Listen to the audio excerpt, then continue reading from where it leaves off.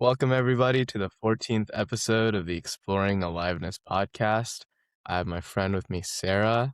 I met her at the agency school, conference school thing where we both presented our presentation on stuckness and how to move through stuckness.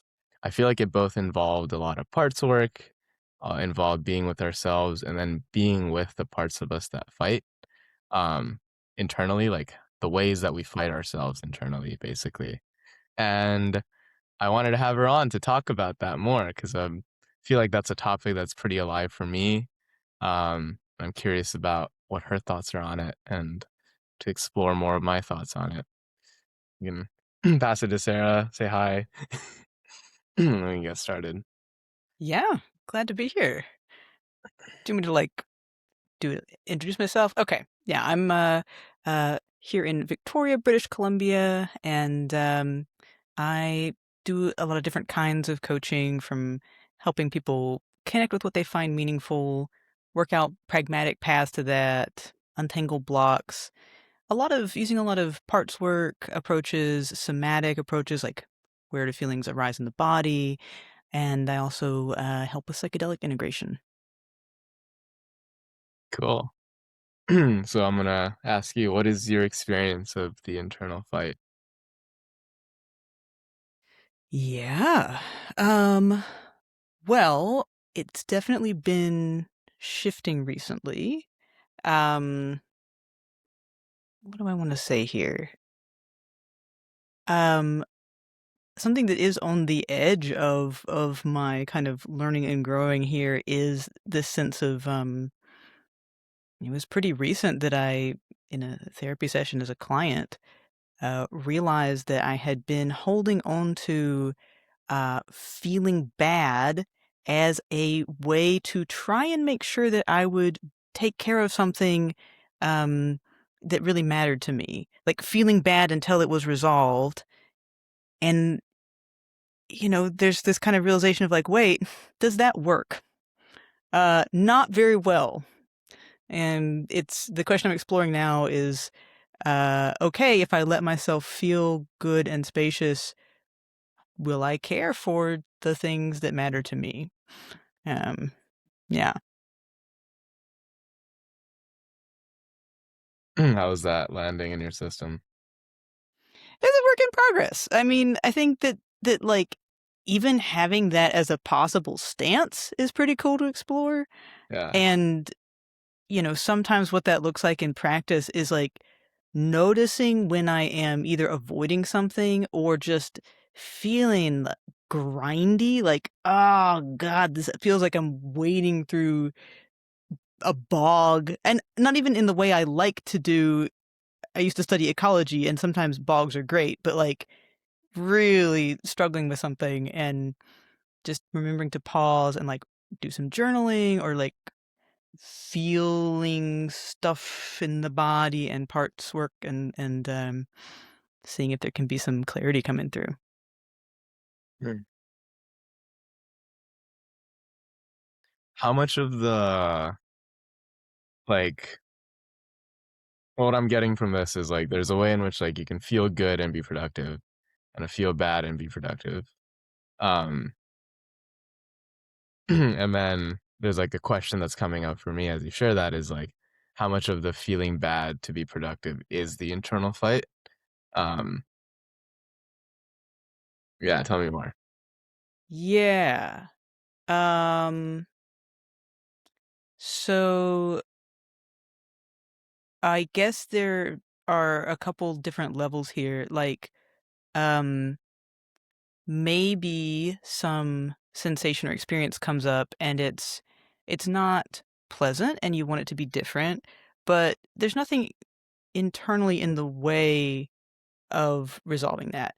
Um, I'm hungry. I go get some food. I need to pee. I go take care of that. Those are like an internal uncomfortable sensation that it is unconflicted to resolve. Except sometimes if I'm warm and cozy in the bed and I'm really sleepy and I kind of don't want to think that I have to get up and go pee, but I do. But like those are pretty straightforward. The extra layer comes in that has to do with what you might call an inner fight.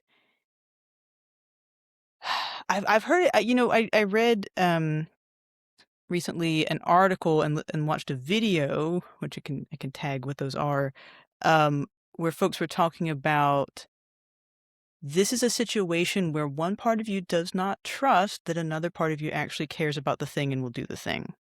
Mm.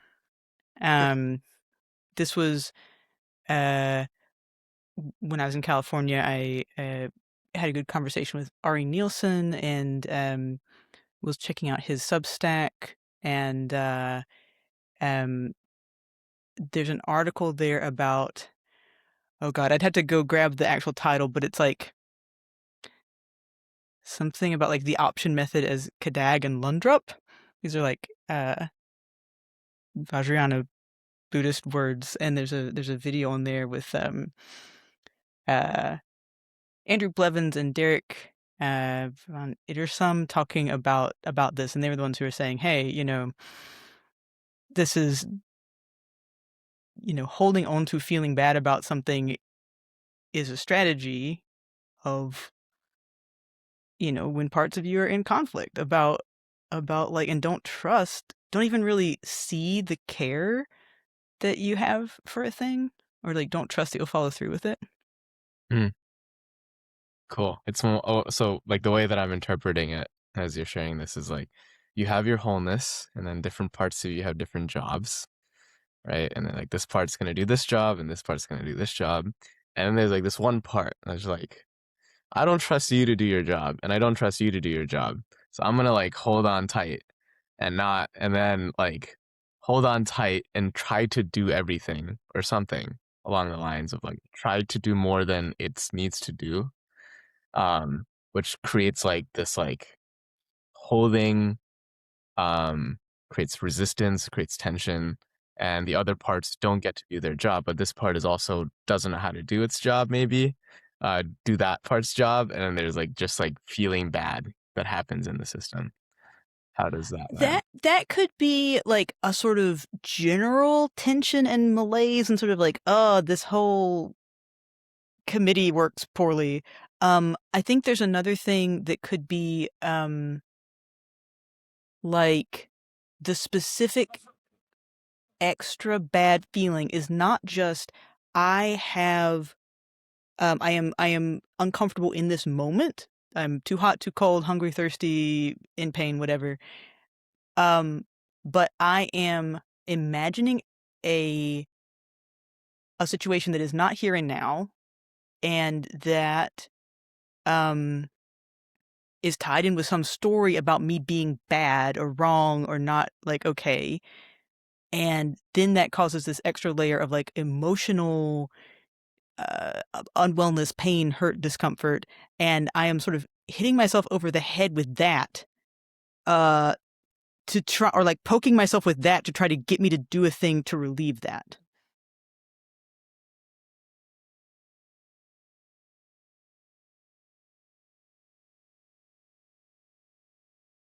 Could you elaborate on the poking yourself?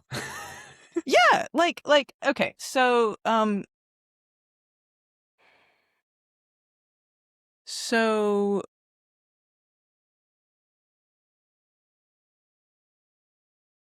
you know, I have been diagnosed with ADHD. Is that a super good map to my experience? Is it a useful sometimes? Sure. There certainly has been a quality in my experience of like, uh, as a deadline comes closer, I often uncover more motivation and capacity to do a thing. And sometimes that's just functional and fine, and getting things done in that order is okay. And sometimes, um,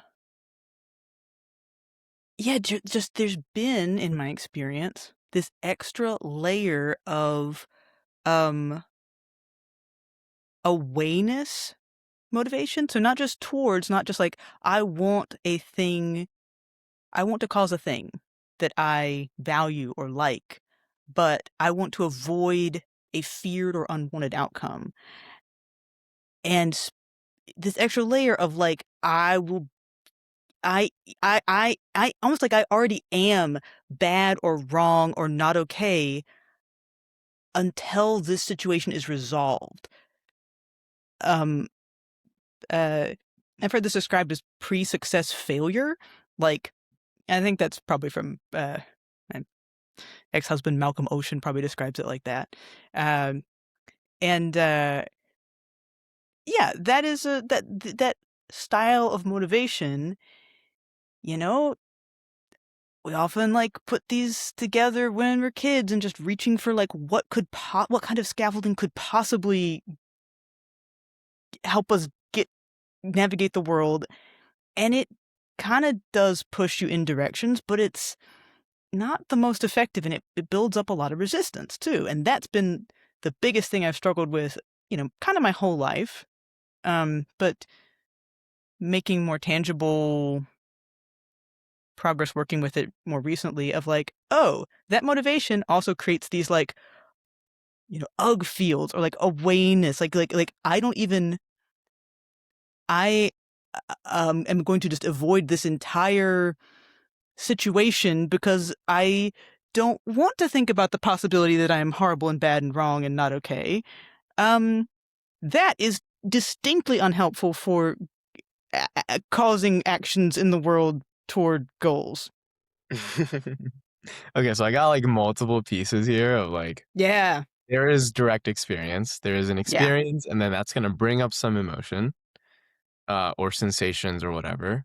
And now there's like conditioning around those emotions or sensations. That's like, this is bad. I don't want to experience this. Um, but I am the one experiencing this thing that is bad. So then there's like this ugh field that's put on top of it of like, I am bad in these experiences because I experienced something that doesn't feel good to me. And then there's like a fighting of your what is there. There's like a internal fight of like, I experience this when I feel this blank when I am experiencing this, and I don't want to feel this, but I am. So there's like this like fight happening already, and then in yeah, that being in that fight, there is a Ugfield, as you described it, is like I don't even want to go do this thing because I know I'll experience this, and I know I don't want to experience this, so I'm probably bad because I am experiencing it. And there's like this whole story and narrative already created, and then there's probably more stuff stacking on top of the narrative that creates even more resistance and pain and disgust, and just like an internal like mess. Um, and that sounds really simple when I say it all that. It also sounds like really cool and like that's how I'm hearing your experience of the internal fight. Oh, did I miss yeah. it? Yeah. No, I think that's about right. And I mean, I could describe a recent situation that's spiciness level 3 out of 10. It's all right. Um, uh, which I guess I might describe the way I think it might have gone a couple months ago, and then like the way it actually went. Now that I have a little more access here, um, if it had followed the old pattern, so I am a team lead for a volunteer team of about 75 people, uh, who do psychedelic peer support at our regional Burning Man event. That event's coming up in the first weekend in June. And the event is having some growing pains, and they're using some new software to schedule their volunteers and to allocate tickets. Uh, it has been a struggle. There's been a lot of new stuff to learn, and I have felt behind with the admin side of this stuff. And um, I was noticing some like resentment building up, and like I don't want to, I've got this list of stuff to do, and I don't want to do it. And in the past, so what what the structures that would have been happening would be a part of me that says, "Hey, you should do this. You signed up for it. People are relying on you. People will be mad at you or think worse of you if you don't do it." Uh-oh. Another like a thing that is, you know, it. if I were to sit with that and untangle it, there could be some deeper careabouts of like, oh my God, like this role or that this service is provided at this event is deeply important to me and meaningful. Um, if somebody is having a really hard emotional experience or they're having a really tough psychedelic trip, to know that there is a tent where they can go and somebody is going to be on shift and say, "Hey, do you need to lie down? Do you need some tea? Do you need some juice? We can hold your hand. We can talk about it." Like, that matters to me a lot. So there's like what really matters to me. There's this like should of like, people are gonna be mad at me if I don't do this right. And then the resistance to that one is often something like, man, people are taking advantage of me. These software systems suck. They really are overly onerous on the team leads, and I don't like it. I don't like this experience that's happening. I don't want to be taken advantage of. Um, and this should motivation, this like imagining a not okay situation of somebody being mad at me, somebody not liking me, somebody um saying I'm bad at something or being disappointed. In the past, that might have given me enough of a kick in the butt. Fleeing this might have overridden the concerns about, oh, I'm grumpy, I'm being taken advantage of, and it might have just gotten me over the hump to just force my way through it and do it. But if it crossed a certain threshold of like something has gone too late or like something is beyond the pale of like I've really dropped a ball, then there would be just the trying to avoid feeling bad about that and sometimes really hard to recover from like something that had gone off a cliff of like I just feel this self-judgment or this projected imagining of other people's judgment and I can't get in touch with that deep motivation. But instead, what actually happened is I sat down and wrote a couple things about like kind of just thoughts that come up of like, why am I pissed off about this? And I could have gone into a more elaborate parts work thing, but actually all I ended up needing to do was just like writing and then sitting for honestly just a few minutes. And I noticed these like waves of energy come up that had this like flavor of just like anger, but fairly just clear and untangled.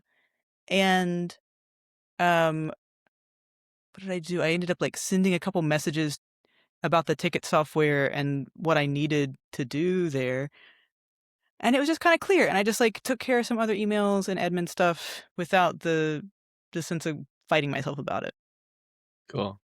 What I'm hearing there is like in the past, the projected like there was some reification of like the projected judgment onto you of like shoulds, and in a way like it feels like an authority thing, and then you're like, no, I'm not gonna do that, fuck you. And then but there would also be like, but I am gonna do that, I'm gonna repress myself and go do it because you're gonna be mean to me, like along that lines. And that's how you like related to it, and then both of those like going along with it and rebelling against it was like in some way an internal fight where either way you were abandoning yourself in some way. Totally. Yes. And Like then either, yeah, yeah, yeah, either abandoning, yeah, what I care about or abandoning that my needs are not being met, that I'm not being, yeah, yeah. yeah. And then what I'm also hearing is like now you just sit with it. You're like, okay, something's weird's going on. And as you sit with it, like the projected authority thing turns into like anger of like something's not working for me. And then you have this clarity of like, okay, I'm gonna like I don't know. You texted like what wasn't working for you. It sounds like if I heard that correctly, and then you like corrected it, and then it just moved more fluidly because there was not that fight happening. Yeah, it wasn't quite the projected authority thing that turned into the anger. It was more the um, like the pissed off. Like I'm not. The thing that would have been the like I don't want to do it. Mm-hmm. Um, yeah. Yeah, and the I think I just wasn't doing I wasn't as attached, I either wasn't doing as much of or wasn't as attached to those sort of fear-based, shame-based motivations of, like, I've fucked up or someone's gonna be mad at me or whatever. Cool. Yeah. Yeah. I'm curious how that kinda stuff compares to your experience of the internal fight. Yeah. My experience is very different, question mark. Nice. Um, so I've done, like, a lot of inner work, like meditation, probably, like, past 5,000 hours, like, Wow. lots of retreats, and, like, a lot of AOA, like, 2.5 years of, like, emotion, just feeling my feelings. And I thought I did that because 'cause I'm, like, especially, I don't know, fucked up in some way. But what I realized was, like, my sense, like, I think most people who have, like, complex PTSD to some level have, like, a fractured Mhm. sense of self, where, like, you develop this, like, structural dissociation between parts, so, like, and then certain parts hold certain parts of your trauma so that, you're not overloaded by your emotions all the time. And then what I realized was, and then I've always had, like, a really confusing sense of self, like, having, like, identity confusion and, like, "Who am I?" Even before meditating. Mhm. Um, and as I've had more and more clarity, I realized, like, there are just many parts of me, and they're not, like, parts as in, like, IFS parts, like, it feels like even if I don't reify them, like, they feel, like, real, and they're structurally, like, different with, like, slightly different preferences. So it feels like I'm, like, going internally and there's, like, multiple parts of me, and it does feel like a council of, like, and they are, like, talking sometimes, but usually they're not. They just flow and, like, things are happening. But if there is something that isn't working, that does feel like multiple parts are, in a way, having a conversation, having a fight, like an actual, like 2 people are fighting and actually talking and having a fight Mhm. experience internally. And, I've tried the AOA method of, like, if there is a fight, like, go, like, feel all the feelings, and that did not work for me. Surprisingly, it did not work for me because there was an actual, like, fight happening. So, like, what ended up working for me is, like, "Oh, I need to mediate these fights so that these fights are happening better." So then, like, if a part of me, is very clearly, like, angry about something and has, like, an actual want there that's not being heard, and another part of me is, like, playing victim, like the bully victim dynamic. Like, I actually have to go there and, like, work with the part of me that's bully so that they convey what they want without attacking, and then work with the part of me that's victim so that they are able to name what they need to be able to hear what the other part is saying. And then once they're actually able to communicate, then there's, like, it actually feels like my insides become more aligned, and then, things start happening. And then, but there is that, like, conversation piece that, like, I have not been able to get rid of. It's always been like, oh, there's multiple voices talking, and then I need to, like, resolve the conversation piece so that both of them are in alignment. And once there is alignment, then, like, there's no voices, and I just, like, things are happening. And then when there's, again, conflict, there's multiple voices talking, and I need to resolve it. So I've, like, developed a lot of cool, like, internal cultural rules, to be able to resolve the internal fights, which has also helped me interpersonally quite a bit. Because it is a lot, like, a lot of it has been, like, in a way, like, differentiation. So in Mhm. the past, I thought there was just one part of me, and then I was having, like, these, like, just a lot of pain all the time because 'cause I'm fucked up, quote unquote.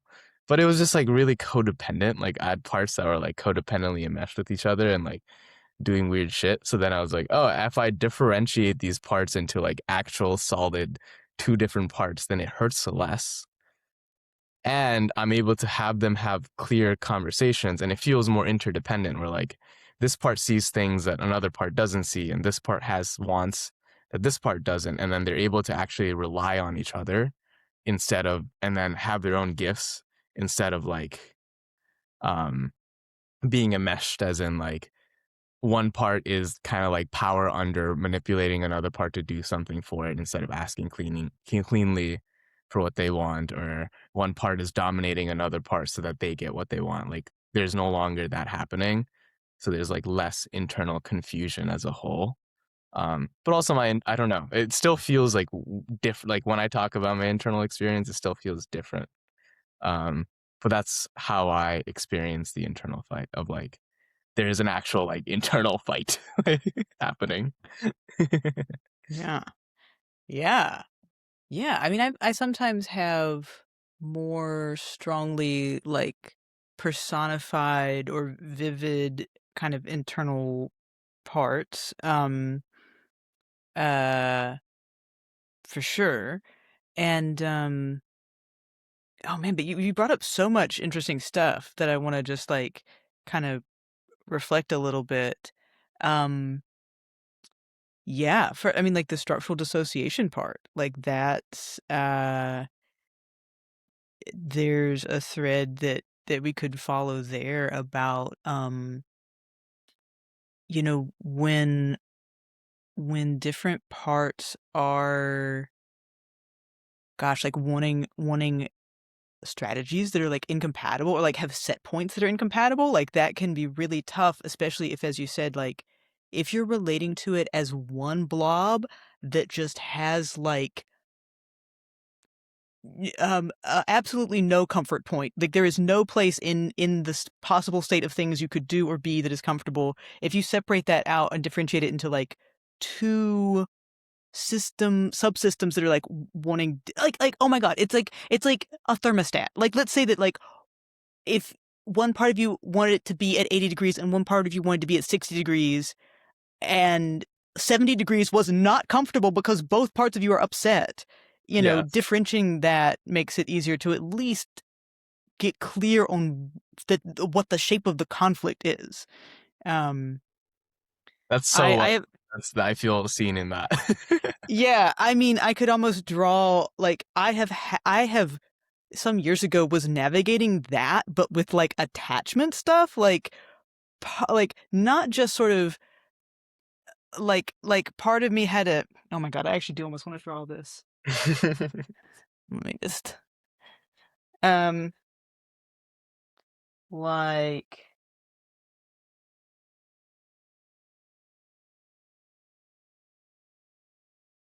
um like let's say that you've got a like situation of like how close to be um and where would the close it would be, yeah, like let's say that there's like to maybe a partner or a situation here. One Mhm. part like wants to be kind of this close. One part would rather be this close, but there's some overlap. Like there's a place that you can be that's like, a compromise, but it's like okay.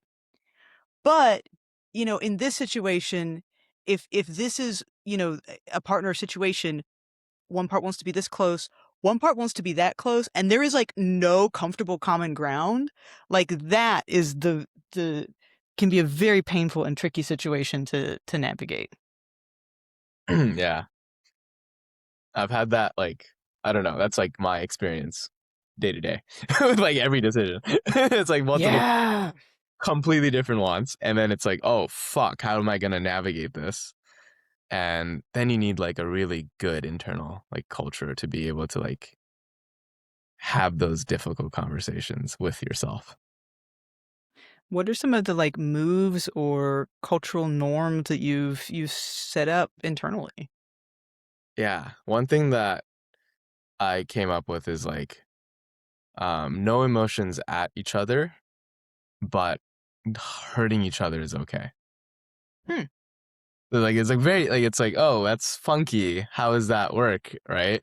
But it's like, oh, there's a way in which I can do anger at another part, um to be able to try to get my way, and that's like controlling and hurting this part. There's also another way where like this part can like name, in a way, like the trauma or the thing that this part is operating around that created the want in the first place, and in the pointing out of that trauma it's gonna hurt.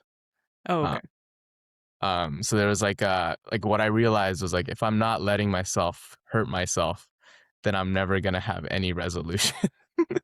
So there's almost like okay, if this part is like I want this and I know that you don't want this because you're trying to avoid this experience and pointing at that experience that it's trying to avoid, it's gonna hurt me, like it's gonna be painful, but that's better than like having two parts fighting that want different things, because then it's like, oh, if one part points out something hurtful for another part, or like even says something hurtful, like really, uh, like like any triggering thing, like it is useful for me because then I get to go feel the pain, work through the trauma, so that I'm able to, in a way, like not be avoiding something. If that makes sense.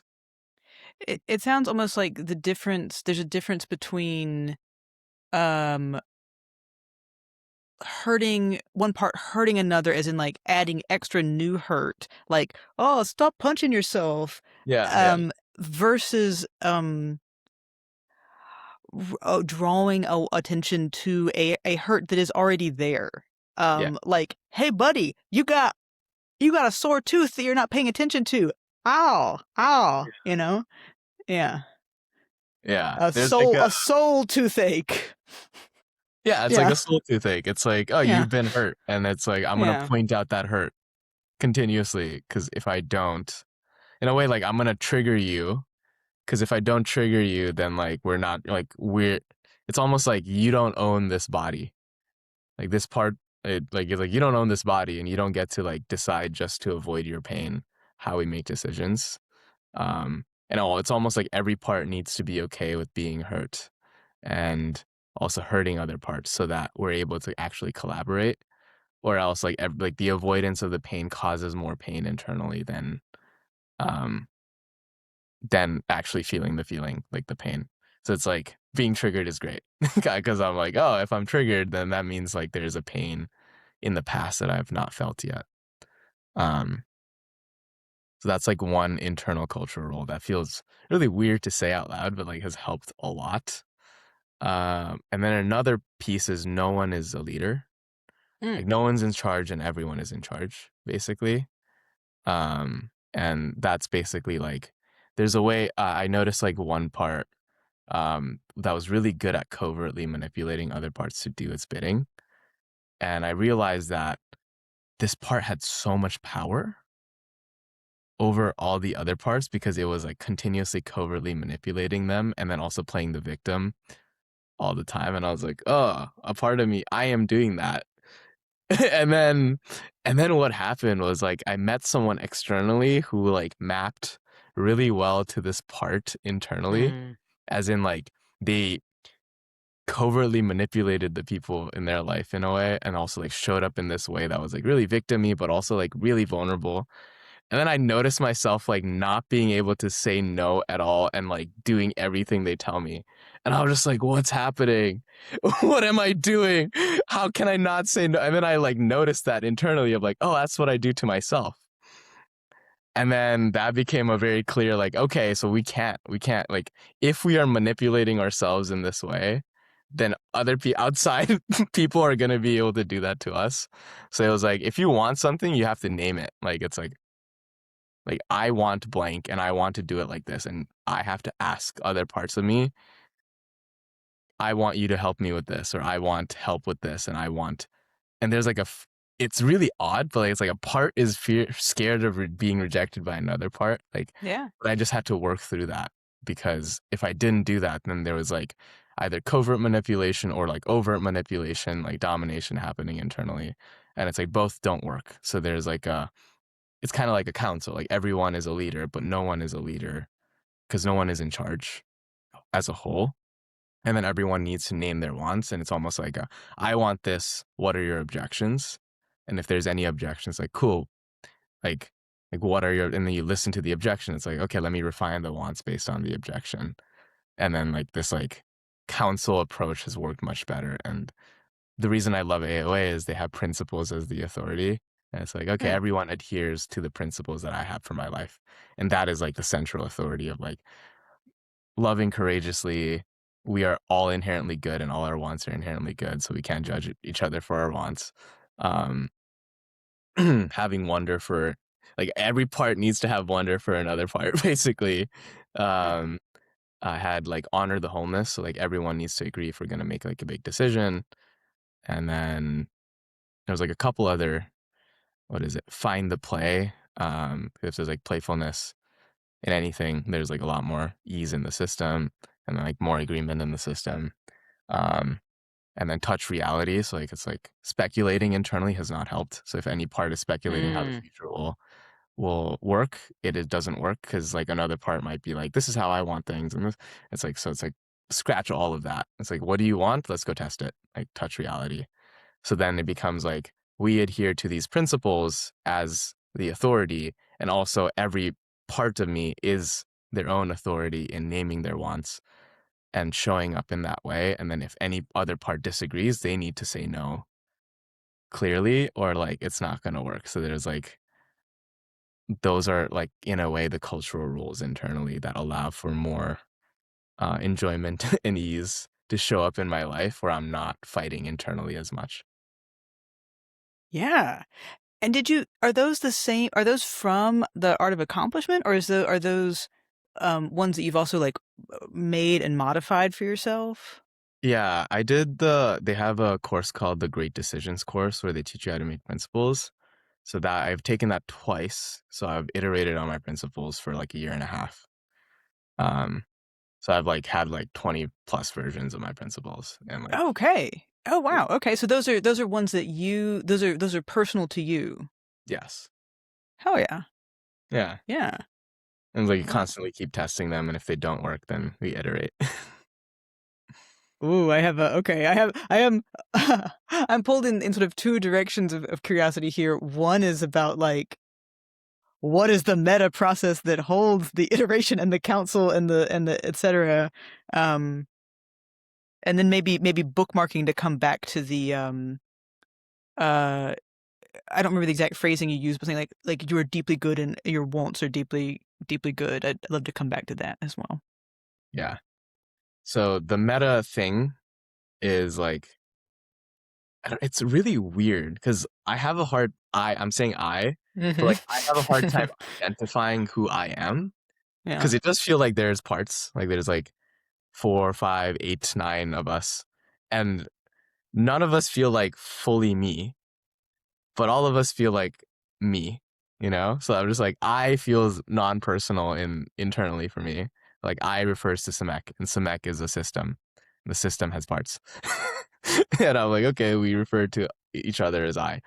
And then it feels like each part is doing its job in a way of like, we are all kind of, we all are wise. Like we all like have access to the same body, the same wisdom, and there's like awareness being aware of itself. And there is a want from every single part of me that we want to not suffer.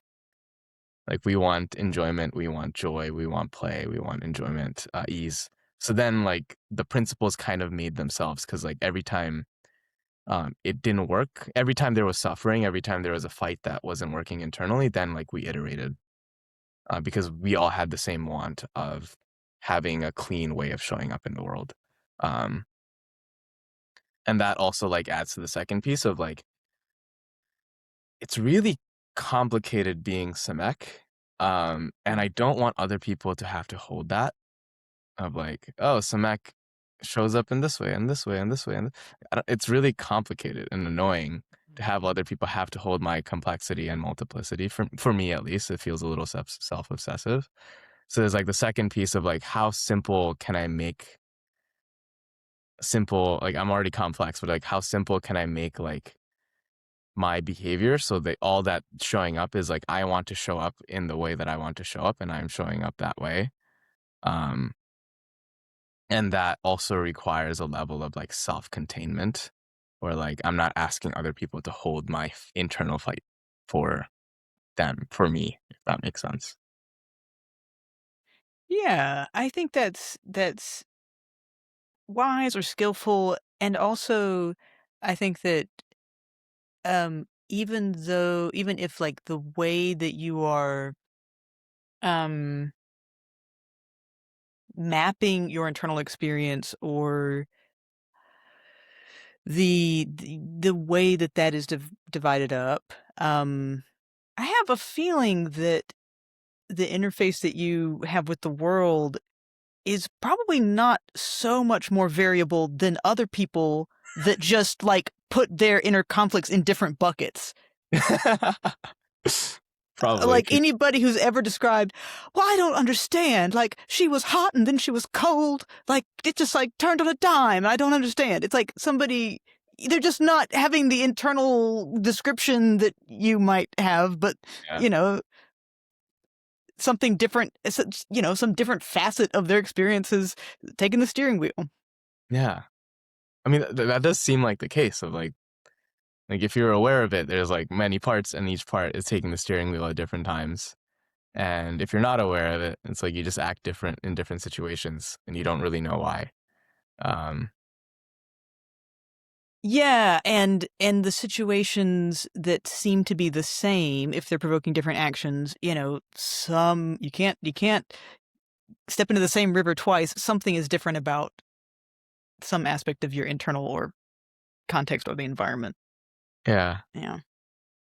And then I'll go to the second piece, the meta piece the other piece you mentioned of the inherent goodness and the wants thing.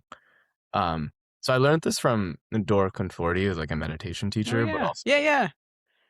I uh, I helped him with some of the research and diagrams for his book. yeah, I remember you mentioning this. And I also learned it from Audio Shanti and also Joe, like Joe Hudson from AOA, which is like you get to a point in the spiritual path where like you have no internal experience, as in you're just showing up in the world how you want. And if you're not showing up in the world how you want, then you feel all the feelings required to show up in the world how you want. And there's just like a moving, like a flow, cleanliness in that of like, in a way, like your internal experience is kind of none of your business. And you know that everything you want is like inherently good. And there's like a deep innocence that you're always connected to for all your wants. And it's there for everything. So there's no rejection, like internal rejection of anything you're experiencing internally. Um, and that was like a very like, I don't know, like in terms of a goal of practice, it felt very it didn't even feel like a goal. It just felt like it's like, oh, I feel pulled towards moving in the direction where I can see the goodness of all my wants because it is there. And there's a lot of art of accomplishment practice. Like, what's the need behind that want? And you like stack trace the wants, kind of like core transformation Yes, that until you that step is see important. Yes. the actual goodness and the want in the wants. Like even like I want to have sex with everyone in the world. It's like what's the need behind that want? And it's like I want to be like super powerful and like be incredibly attractive. What's the need behind that want? Um, I want all the attention that I can get. And what's the need behind that want? It's like I want to be loved for who I am. And what's the need behind that want? Like I want to be myself without anyone rejecting me. What's the need behind that want? I want to feel authentic in myself. And there's like a goodness that shows up regardless of how corrupt, quote unquote, like the top level want is. And as that like seeps into me and all the parts of me, what I've noticed is like there's less internal judgment as a whole. And when there's less internal judgment, when a part wants something and another part doesn't understand, there isn't like a fight. There is a like there's not even like a confusion. They're just like, oh, you want this. Cool. I don't want this. I want this. And there's just like a discussion. There's like a conversation instead of a fight. And what I've noticed is like, oh, I want to get to a place where like that's how I move in the world, where like there is a sense of inherent goodness for all my wants and I can recognize it. And then there's an internal discussion instead of like a internal fight when like different parts want different things. Because if both, if two parts of me want two different things and both parts see how the other part is inherently good, then it doesn't become a fight. It's just like, oh, I can see how you want this and it's beautiful and it's good and it's going to help us in this way.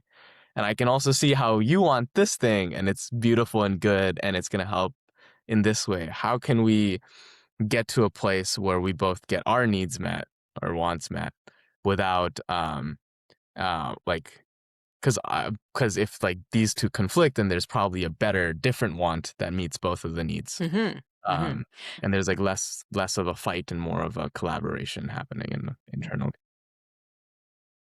Totally. I mean, this stance is really really core to my approach in coaching, and it has been a big shift for me personally, internally, um, that is still unfolding. Um, my first step in that direction was through learning about nonviolent communication in probably like 2013 or 14, maybe. Mhm. Um, and that was the first time hearing this model about like that you can differentiate between strategies and needs. I think that is really, really good scaffolding for somebody who might hear this stance and be like, buddy, like parts of me want things that are terrible. I got mad and I wanted to punch that guy in the face over nothing, like, or over something trivial. Like, I can't go around doing that.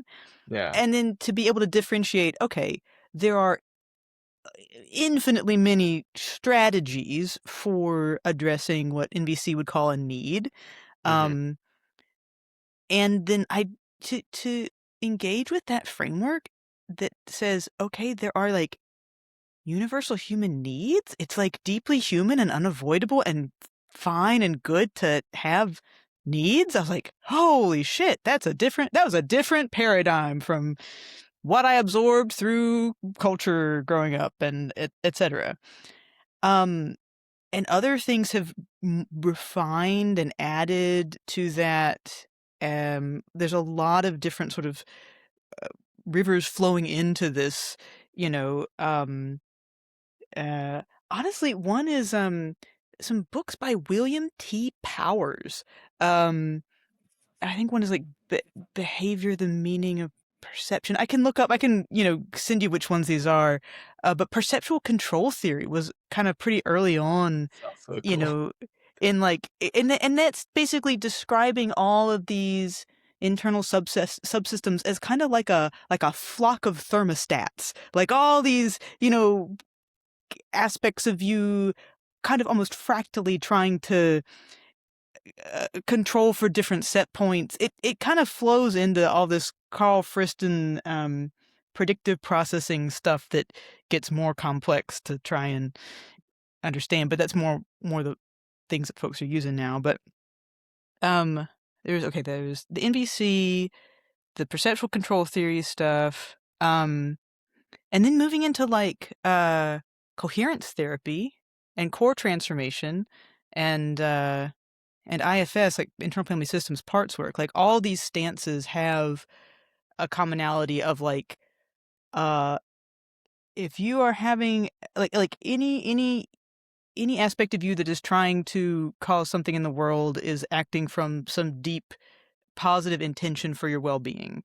And most of those, especially core transformation, invite that sort of um, going down the layers of intended outcomes and saying, okay, say I have a strategy, what does that get you that's even deeper or more important? Like going down and down and down until you get to something that like, yeah, all parts of you are like, oh yeah, no, I want you to have that. Like, if somebody wants to punch a guy in the face, another part might be like, no, we're gonna get arrested. We're gonna get punched. I don't want that.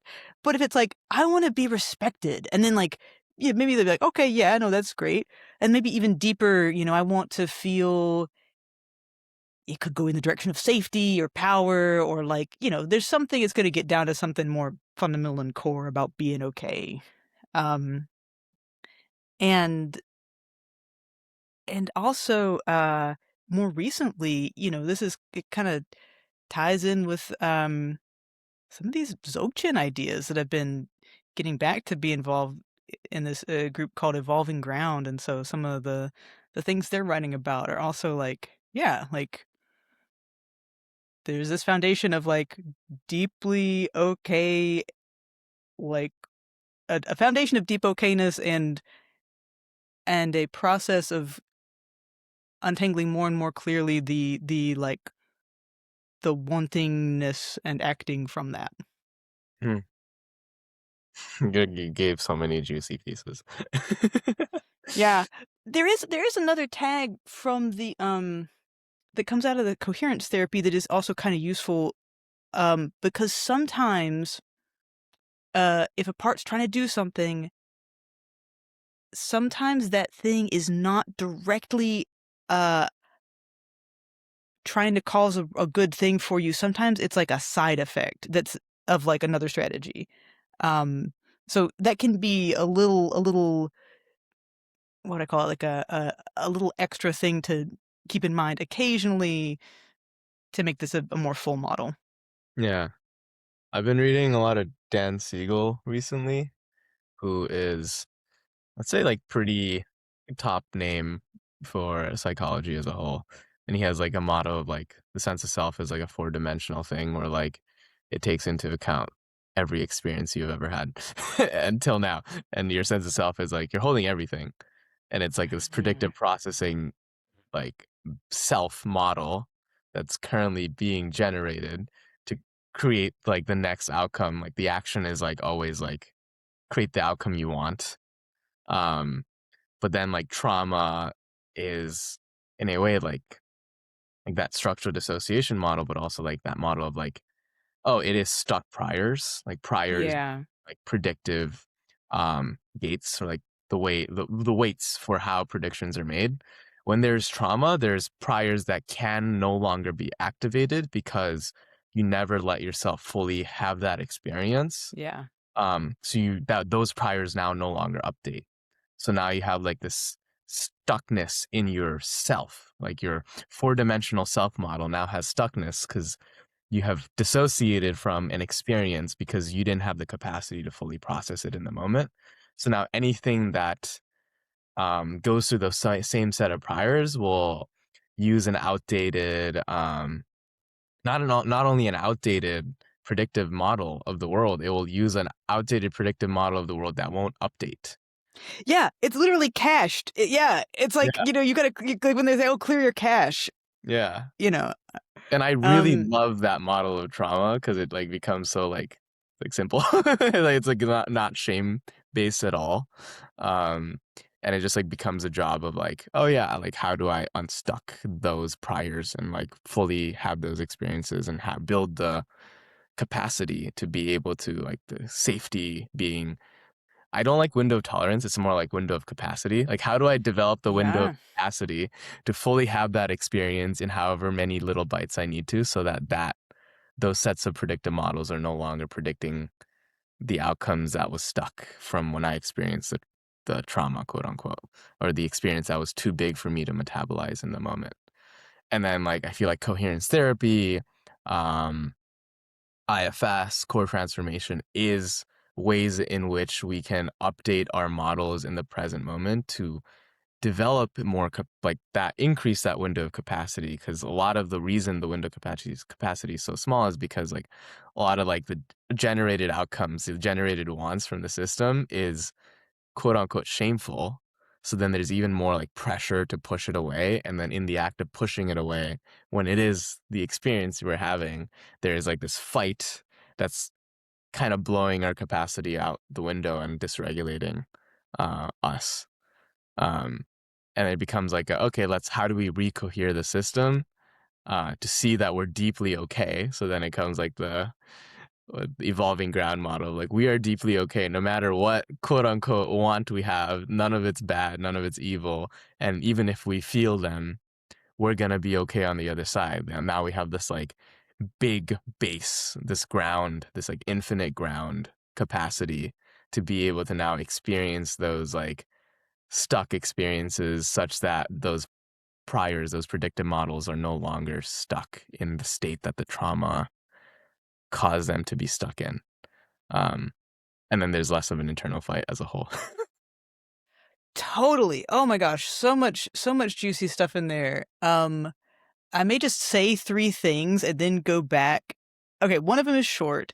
I was at a retreat some months ago, and one woman shared this frame of trauma stops the story, but like the things are always moving and changing, and being able to use these practices, these methods to go back and, um, as you said, like revisit, change, revisit these experiences that were overwhelming, um, with an increased capacity to metabolize them and allow them to update.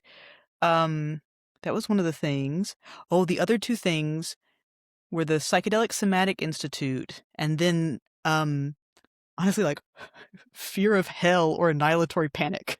Like, okay, those are the two things to tag. I wanted to sort of throw in there one of this method being developed by the Psychedelic Somatic Institute, um, which is actually the model that I've recently been a client in a therapy dynamic. We haven't even needed to work with any extra mind altering substances because just working with the practice itself has been enough. Um, which I really like your distinction between window of tolerance and capacity to be with what's arising. Uh, they don't work with the window of tolerance thing like other therapy modalities. They're more just saying, okay, what can we do to um, invite or create like the capacity uh, to bring up what's troubling you and then be with what arises as sensations in the body and don't disperse the energy. Like, inhibit the, like, like shaking it out and stretching and just kind of like, well, I mean, oh my God, like inhibit the energy dispersing moves that would be trying to avoid sensation or building up to uncomfortable levels, just being with the discomfort, letting it, maybe it's really tense. Maybe there's like, oh, maybe there's shame that comes up. Maybe there's whatever it is.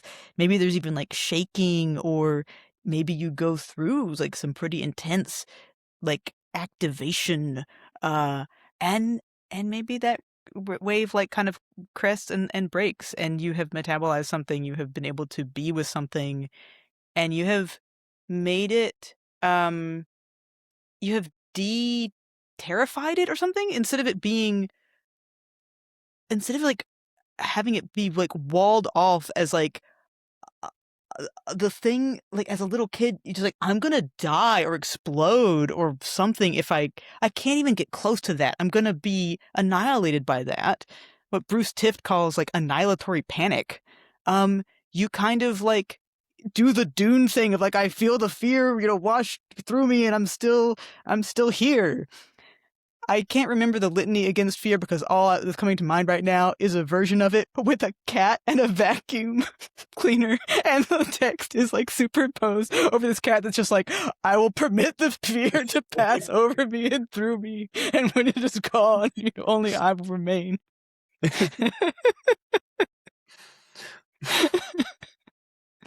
Oh my gosh. But some cultural paradigms um do not have this stance and do in fact use the fear of hell as a prod to try to get people to do pro-social things. So yeah. Yeah. Wow. Like, what's that? What's bringing up? What that is bringing up for me is like, yeah, just I don't know. A lot of like most of these practices, even like all the things I mentioned, um, outside of like how I create an internal culture, even the internal culture thing, it's like the internal culture thing that I created, like allowing myself to hurt myself. And the hurt is just pointing out the places where I have stuck priors, predictive models. Um, and then creating like the safety, creating the capacity to be with that pain, whether that be through seeing my inherent goodness so that there's not that much shame, whether that be through like feeling the unconditional love for all of me, whether that be through breaking down my wants to see like the want that is like something my whole system wants, whether that be like, I don't know, coherence, like therapy, modalities, or like, I don't know. There's like a lot of ways. Like I do like breath work and like I feel like massage, like any way that like creates like the capacity for me internally to be with those like really, really painful sensations that I've dissociated from, um, allows me to actually finally feel them, like finally experience them. And then when I'm experiencing them now with this capacity to actually see that I'm okay, like it completely changes the model of myself, the model of how the world is being perceived of like, oh, if I experience this, I'll no longer, it's like the previous thing is that even the idea of experiencing this thing means death. And now it's like, oh, I can experience that and I'll be fine on the other side because I've already experienced it and nothing happened because I fell through all of it. And nothing happened. And I feel like that's like the piece of like, we got to update the way that we're perceiving the world. And to do that, we kind of have to feel through the things that we have repressed in the past, thinking that it would cause us to die. Totally. And like the places in us that are I feel like you had a word for this and maybe but like the places in us that are at any given time maybe frozen and stuck with these like walled off or dissociated like annihilatory panic, oh my god, I'm gonna fucking die, I can't even um like when those are stuck like that, they're not available for use as like a sensor about the world and about ourself in the world. And so we don't there are numb or dead or dull spots in our capacity to sense and respond, and we might construct like elaborate stuff on top of that to try to take over that function. And I think that's where some of the distrust comes in, of like one part not trusting that another will care effectively for like what we care about, because like if some part of the sensing and responding mechanism is stuck or frozen, yeah, it might really be impaired. You might be avoiding this whole knot of thing, and you might be missing some signals that you need to navigate skillfully. Cool. What that brought up, this is something I've not told many people, but I have like a, like there's a part of me, I think I like repressed my like feminine side, um, and like turned into its own part. And it's like so, and then like it took over one day, and the way that I saw the colors I was perceiving changed, and my sense of smell came way stronger. And I was like, Whoa. whoa. And then as I've integrated this part of me into like the rest of me, this like feminine side that saw myself as a girl, that saw like has like this like desire for beauty, um, from the world, like my sense of smell got way better. Like it legitimately, Whoa. I can smell myself. Like I can, like it's like I can smell my skin, and my skin smells good. And I never knew I had a skin smell before in my life. And it's almost like reality becomes more vivid because I am dissociating from less of it. And to do that, I Yeah. need to experience the parts of me holding the trauma that's also in a way taking away parts of reality with them. Um, Yeah. and that's, yeah, that's what that brought up, and it, I don't know, made me smile. Amazing. That's Yeah, awesome. meditation, emotional work, it's all fucking magic. Mhm. Gosh, it often is so tied up in identity stuff. Like, I think one of the patterns that's been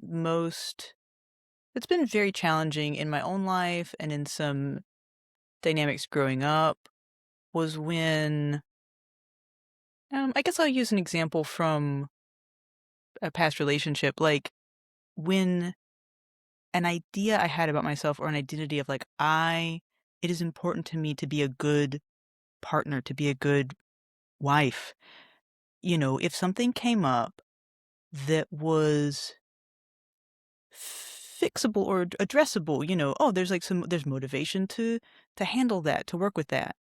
If something came up and there was kind of like, oh shit, I don't know how to fix this. I don't know how to address this.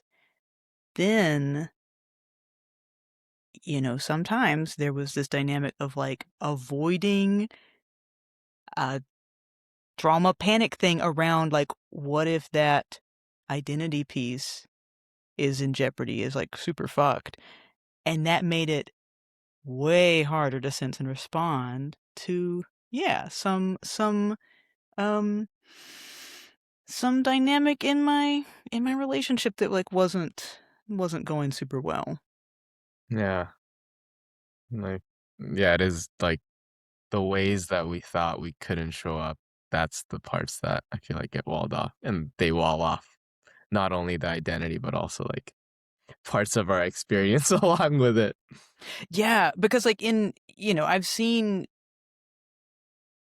it in myself when I was in some of my least okay times in my life, and in other people in relation to me where, like,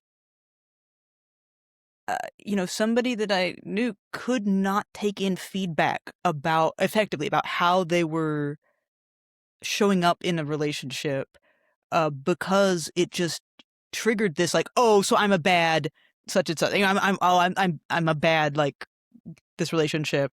And then they just got so triggered by that that they could not take in any feedback. And that just sucks. That just really, yeah. Yeah. Oh,